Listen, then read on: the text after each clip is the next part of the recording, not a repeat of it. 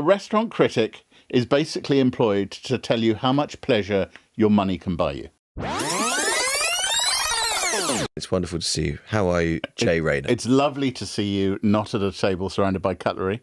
It is nice. It's weird, isn't it, that job, Masterchef? I mean, it's a pretty good gig. But between presenting Masterchef with me, which is obviously a great privilege that you had to work very hard to earn, and working with Nick Robinson in the 1990s. Let's just be absolutely clear. You deputised for me on a show called Paper Talk on 5 Live. I did. It was a lovely, now seems slightly old-fashioned idea, wasn't it? A long review of the papers. It was an hour-long magazine show, went out live. Like a radio version of what the papers say? Well, not really, because we had guests and we dissected things, and it was lots of discussions, where Brian Alexander dissected the sports pages, and then I did the front of the book, and when on a couple of occasions Nick stood in for me. I think you took over altogether, didn't you? Yeah. It was part of my vicious... I know.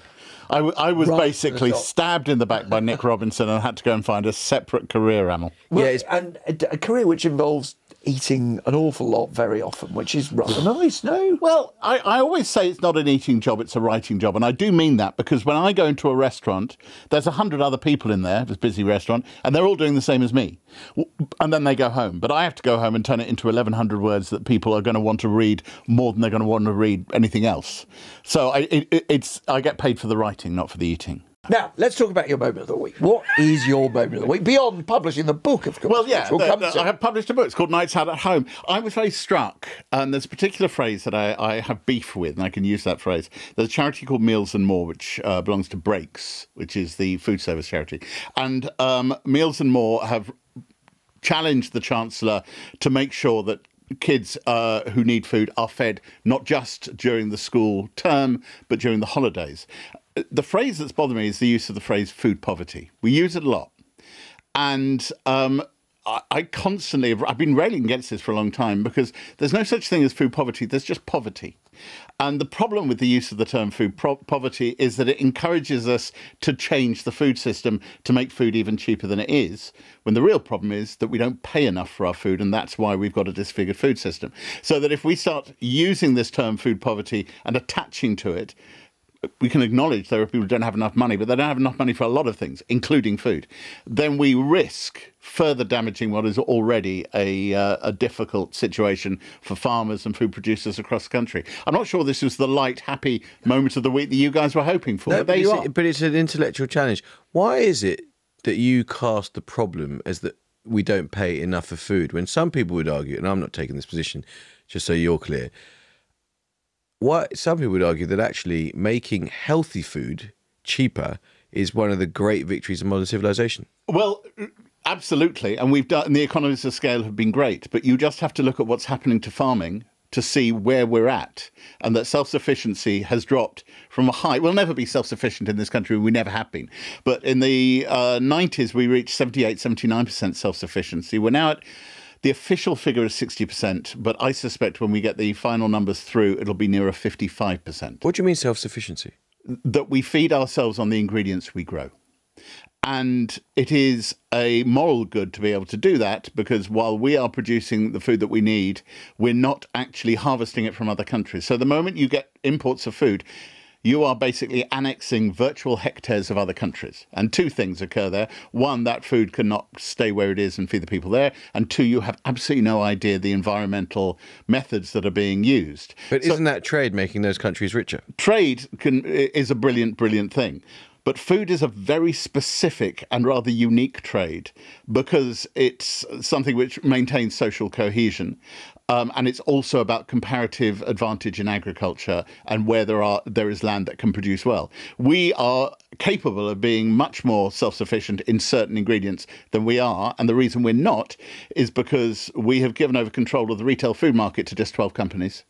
And they have enforced such huge, 95% goes to 12 companies, retail companies. And they've ground farmers down to such a degree that they're leaving the business, and we're no longer producing that food. And that is a real problem. And if we constantly keep up the narrative of food poverty rather than just talking about poverty, we risk disfiguring the food production system even further. What's interesting about this new book you've got is, as someone who spends your life in restaurants, you're actually talking about the food that people can make for themselves at home. Yeah, I mean, look, people assume that as a restaurant critic, I'm just constantly, face down in the roast swan. And obviously there's a bit of that. But I love cooking. And I regard it, let's be absolutely clear, as a recreation. And we should be absolutely clear, because sometimes we patronise people who are both cash poor and time poor for not cooking enough, when simply they're not in a position to do so. But I am. And I think it's the marvellous thing about cooking is it's an end in itself. And it's also a marvellous way of exerting control in a complicated life. Maybe you have a day when you can't get the socks to pair, or your kids to do what you want. But you can go into a kitchen, take control of ingredients and bend them to your will and make lovely things for yourself. And for your family.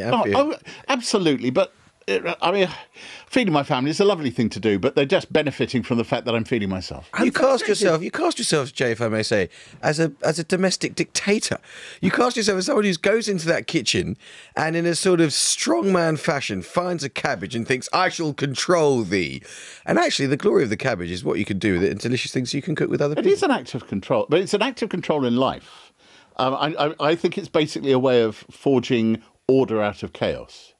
This is an intellectual position. I just love cooking. I love eating nice stuff. Yeah. And the book is a whole bunch of recipes inspired by my favourite restaurant dishes from these glorious 25 years. What do you think makes for a good restaurant critic? Because you are a restaurant critic, not a food critic. I'm a restaurant critic, although I do know my food. A restaurant critic is basically employed to tell you how much pleasure your money can buy you.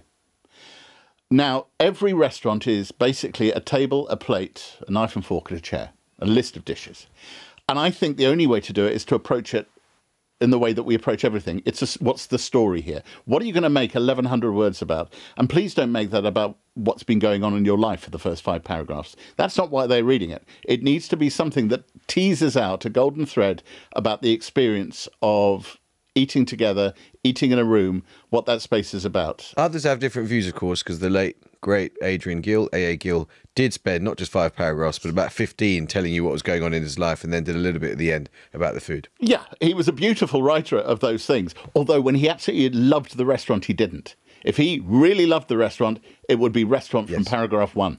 And by the way, for younger people listening who might be interested, he's one of the greats of restaurant reviews. He was very severely dyslexic and he used to dictate his copy. Oh, the stories about that on the desk are famous.